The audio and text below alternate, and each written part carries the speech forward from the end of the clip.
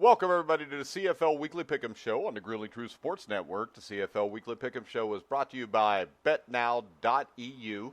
Make sure you use promo code TRUTH50 at BetNow.eu to get a 50% cash back bonus up to your first deposit, up to $1,000. I am your co-host for the CFL Weekly Pick'em Show, Mike Goodpaster. And right now, I'd like to welcome in my other two co-hosts. First up, we've got Brian Schmidt. How you doing, Brian? Doing good. Hope everybody's doing well.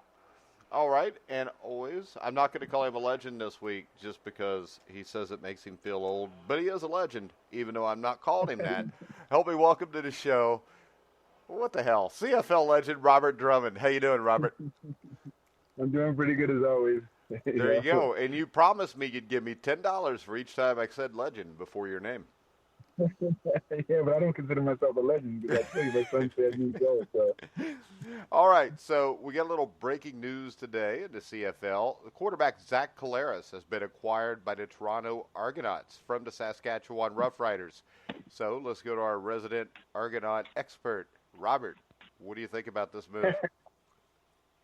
Good move for the future, but right now the Argonauts could acquire Tom Brady, and it still wouldn't change the outcome of the season that they're having because it's internal. It's a good move. It gives them a quarterback, a veteran quarterback skill, but it's not going to be enough, but it'll help them for the future. All right, Brian, I know you've liked Collaros in the past. What's your take on this move? Yeah, I agree with Robert. I mean, it's a great move, but there's so many other problems. It won't really look like a great move. But you got to start somewhere, and I guess we're kind of at that point right now where you better start somewhere. So maybe this is the start of some other moves to maybe start to try to build something. Yeah, but they're still screwed. But maybe they'll score some points in the next game, unlike they did this last week. But let's go ahead and start off with a little Ottawa Red Blacks, Calgary Stampeders, as Rene Paredes hit the game-winning field goal to give the Calgary Stampeders a 17-16 victory over the Ottawa Red Blacks on Thursday night. The Red Blacks held the lead late in the fourth quarter, but after deciding to concede a safety with under 2 minutes to go, the Stamps marched down the field to win the game. So let's just start off there. Brian, what do you think about conceding the safety with under 2 minutes to go? Yeah, I mean, that's it is something. I mean, you don't really see games like this very often, but you get a field goal, to get a win at the end there. I mean, it's a great deal, but I thought that I thought this game would be a little bit more higher scoring, but conceding a safety, it's definitely interesting. Yeah, and the thing that stands out to me here is when you look at the Ottawa Red Blacks, Robert, Jonathan Jennings was 15 for 18 for 125 yards. John Crockett ran the ball 18 times for 84 yards. So, I mean, what's going on here? Nick Arbuckle, 30 for 37, 370 yards, played well, but this was a weird game all the way around. Very, very strange game. And the one thing Don Matthews always taught us, whether it was Baltimore or whether I played with him in Toronto, was that if you can see points for field position, but in conceding those points for field position, you're relying on your defense heavily, and they're not going to say it, but at that point, Ottawa's defense is what let them down, So that's a tough situation. You can look at it from a coaching standpoint. You can look at it from a player standpoint. The coaches are like, you know what, I'm relying on your defense. And defense players are saying to themselves that we could stop them, but they didn't. So it was an interesting game. When a game was won by a field goal, that's a tough loss to take, a very tough loss to take. All right, so Robert, we're going to start off with you as the Toronto Argonauts were shut out 26-0 by the Edmonton Eskimos. The offensive woes continue to plague the Argonauts as they remain without a win through 6 games after being taken out back by the Edmonton Eskimos 26-20 last Thursday night. What can you say about this game? I mean, were you ever shut out in a CFL game you played, Robert? No. It was a little unfair with the guys you were rolling with, though. It's not like somebody was going to shut you out. It's not my fault. Yeah. We've had games where we struggled to score points. We scored. I don't think I've ever scored less than 2 or 3 touchdowns in a game. So, but it's got to be tough for Toronto. I mean, and I can understand from a standpoint of being a former player what must be going on in the minds and in the heads of not just the players but the coaches and the front office staff, in that organization. It's just like it's too early in the season for them to have a mindset of us, ready to tank it, and just pack it in because right now it's frustrating. It's frustrating from a standpoint of having to get up and go to practice every day. It's frustrating from a standpoint of actually having to practice every day. It's frustrating from a standpoint of having to go out in the community and see the faces of people, who want to cheer for you, but that make fun of you. No one likes getting picked on, when they're a little man. And right now, Toronto's a little man, and it's got to be very, very frustrating. It's tough. Yeah. It's very, very tough. I feel for those guys. Yeah, and Brian, when you look at this, Edmonton, very balanced attack. Trevor Harris, 27 for 39, 298 yards. Shaquille Cooper, 22 carries for 128 yards. But I think this game was more about how bad the Argos are than it is how good the Eskimos are. Because when you look at this, Brian, Bethel Thompson McLeod, 6 for 18, 90 yards and an interception. Then you got Dakota Prukop, whoever that is, threw 2 interceptions. So this is just a mess in Toronto. Yeah, it really is. And it just kind of comes back to what we were just, talking about. You make this trade, but at the same time, how much is it really going to help them? Obviously, the quarterback play is going to be better, but when you don't have a lot around them, how much is it going to help? But I mean, they must have picked these quarterbacks up off the street because there was nothing good about any of this. I think maybe they would have been better off if they would have maybe picked somebody up off the street because this is about as bad a quarterback play as you can get. All right, now let's go to a couple teams that I think are Grey Cup contenders. The Hamilton Tiger Cats overcame the loss of starting quarterback Jeremiah Masoli to edge the Winnipeg Blue Bombers 23-15 at home on Friday night.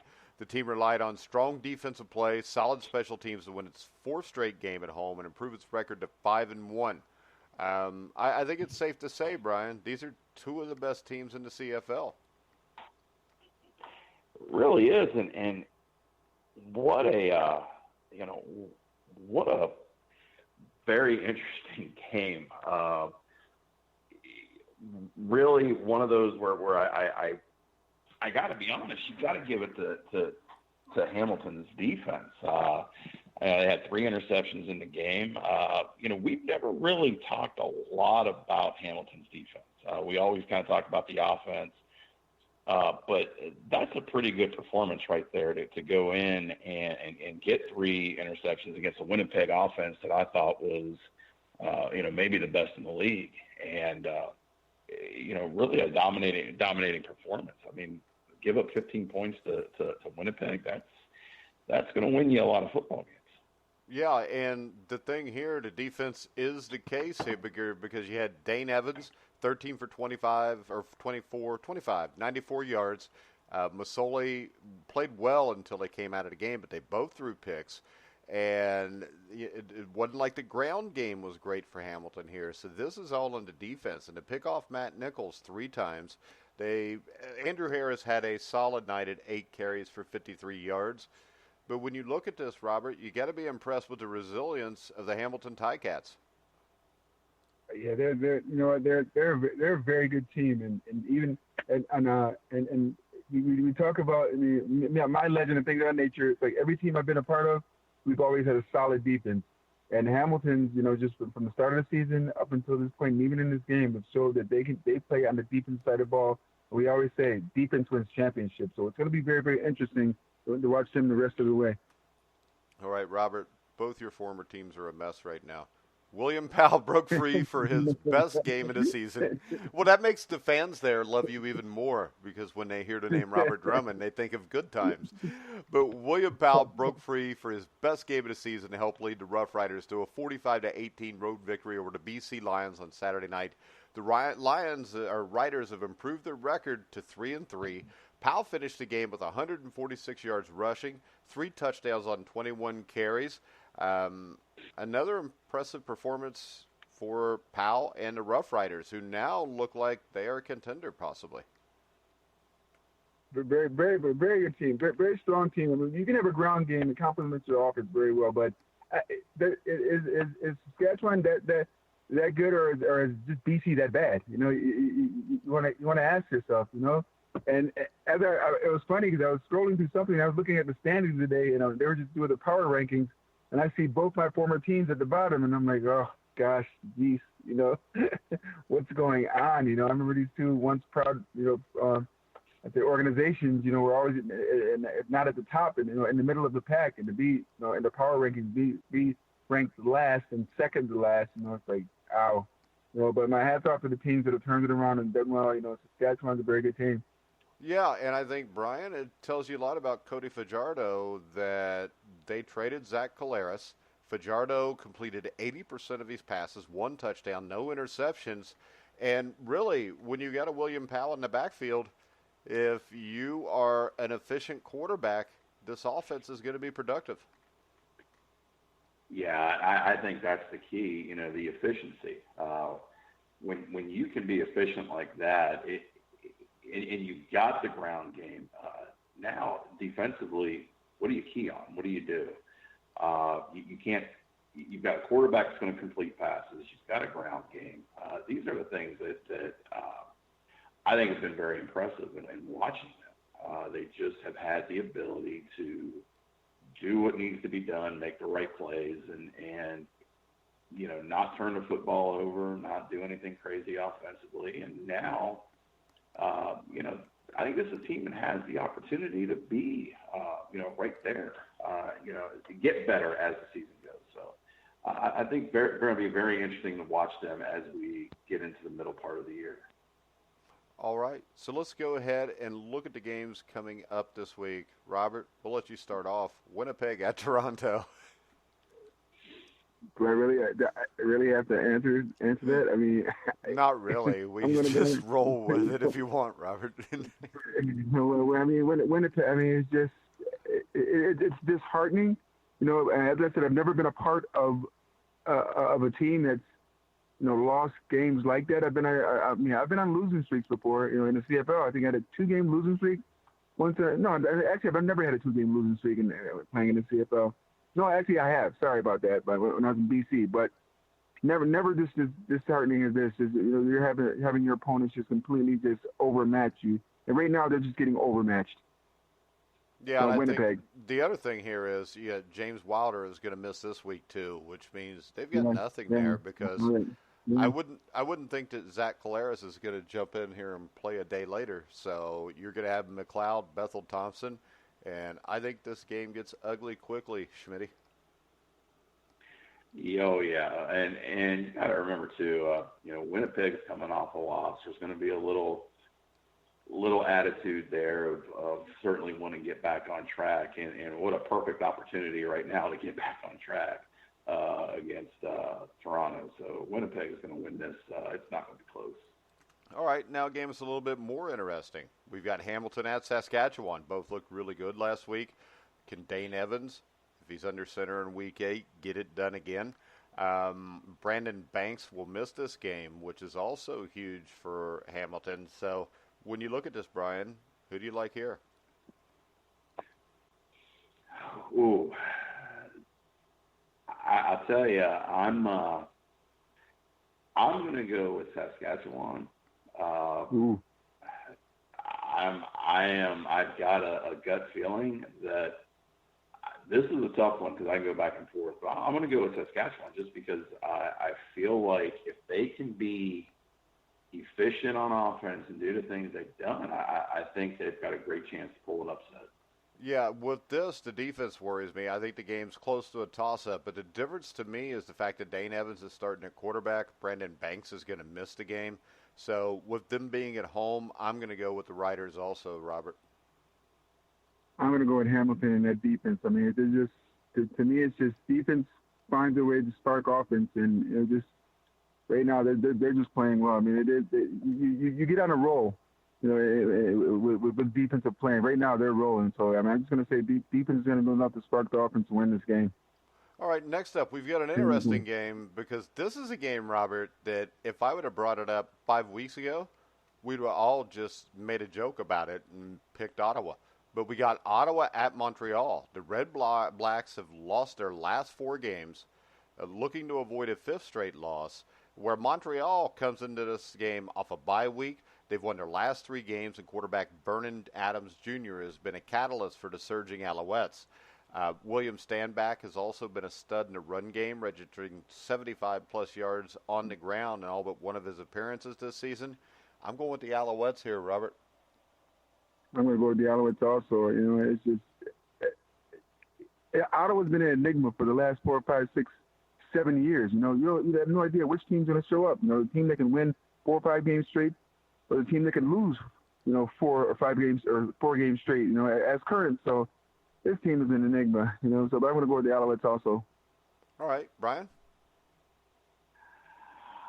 I am going to go with Ottawa. Not that I don't disagree with either one of you, but actually, if you're going with Ottawa, you do disagree with both of us, Brian. I'm going to disagree with my pick. I don't disagree with what you're saying. I think Montreal is a great chance, but I can't pick Montreal yet. If they win this game, they're going to have me a believer, but I'm going to go with Ottawa. All right, next up, we've got the rivalry, Edmonton at Calgary, Brian. The Stampeders got the win in Ottawa. I mean, they both come off wins. One had a lot easier time than the other one. Nick Arbuckle has played great, completed 81% of his passes. Edmonton at Calgary, Brian. I am, this is going to be one of those weeks where I'm going to look really good or I'm going to look really bad, but I'm going to take Edmonton.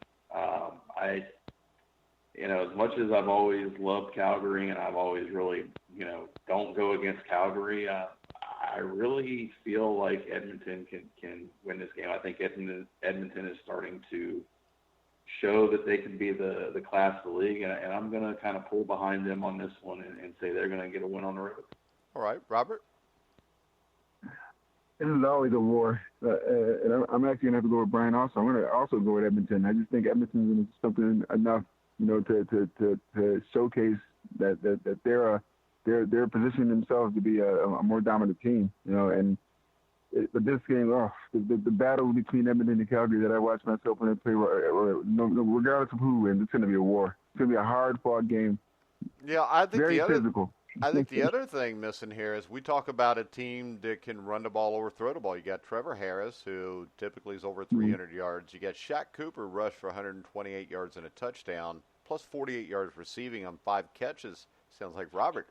And you've got C.J. Gable, who should return to action also, giving the Eskimos even another weapon. And I'm going to go with Edmonton.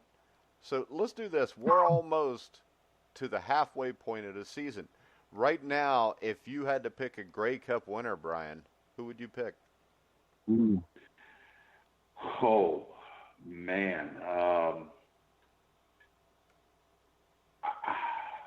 that's a great question. I would give I feel like I would give a little bit of an edge to Edmonton right now, but Winnipeg, I like them. I like what Hamilton's doing. I'm gonna say Edmonton here, and probably have the ability to change my pick by next week. No, it doesn't matter because you'll still have been wrong this week if you change your pick. Robert, how about you? Oh, ouch. Because I think they'll have the easiest path there, less injuries, less physicality. I'd say Hamilton right now, because they're coming out of the East. The West is going to beat each other up, and they have the easiest path to get to the Grey Cup and be healthy. And and win the game. So I go with Hamilton. All right. I would go with Winnipeg. I still think they're a complete football team. I like Winnipeg. They're sitting in first in the West right now. They're 5-1. Very good defense. And the thing is this: we talk about Hamilton's defense. I mean, Winnipeg's given up less points this year than what Winnipeg has. They haven't scored as many as Hamilton, but I like Winnipeg. I like Matt Nichols. He'll have the occasional game where he throws the 3 picks and looks terrible, but more often than not, over the last couple of years, he's been pretty solid. So if I had to bet one right now, I would say Winnipeg. My second choice would be Edmonton or Hamilton. And I agree. Hamilton, you're in the East. The only stumbling block there is possibly Montreal. But just like Brian, I'm picking Montreal this week, but I'm still not going to believe it until we're sitting here 3 or 4 weeks from now and they're still sitting a game or two out of first place behind Hamilton. I agree.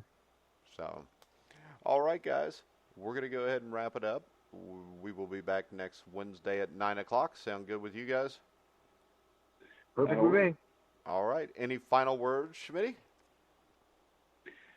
No, not really. Just looking forward to seeing how these teams react here as we get, now we're getting more of that middle of the season, and we're going to hopefully, start seeing some separation. But I think we're already kind of seeing it to an extent. But Montreal is intriguing. That's the one thing that we keep talking about. Montreal is intriguing to see where they're going to be 2-3 weeks from now. Yeah, I think the two most intriguing teams here are Montreal and Saskatchewan, and what exactly they're going to do, because the one thing, and this is my final parting thought until we get to Robert's final part, and is the fact that I think that you've got a much deeper team. I mean, we don't have the one team. Like the last 3-4 years when we've done this show, at this point, everybody would just blurt out Calgary. And right now you've got Winnipeg, Calgary, Edmonton, Hamilton, and then you've got Saskatchewan and Montreal who could be threats. And then you've got Ottawa sitting there, and as Robert said, you never know what you're going to do there. Now, we do have the 2 bottom feeders, which I'm not going to bring them up right now in respect to Robert. But right now, you've got, 6 or 7 teams that are pretty good that are still in this. Robert? I mean, my parting thought would be just everyone just to say a prayer for my old 2 teams, BC Lions and the Toronto Argonauts, because they need it right now. At least BC's got a win. Yeah. Was that against Toronto? I don't remember. I can't remember. Schmitty, do you remember? You know what? Fancy that I have this up right now. I can almost tell you. Almost. Almost. You know what? No, I can't. Yes. Oh, BC, no. BC beat Toronto in week 4, 18-17. That's it. Yep. Yep. That's it right there. There it was. So if they play Week 3 4, times this year, one of them will win 2 games, and the other will win 1 probably. But I don't know. Right now, Toronto's looking pretty rough to beat anybody.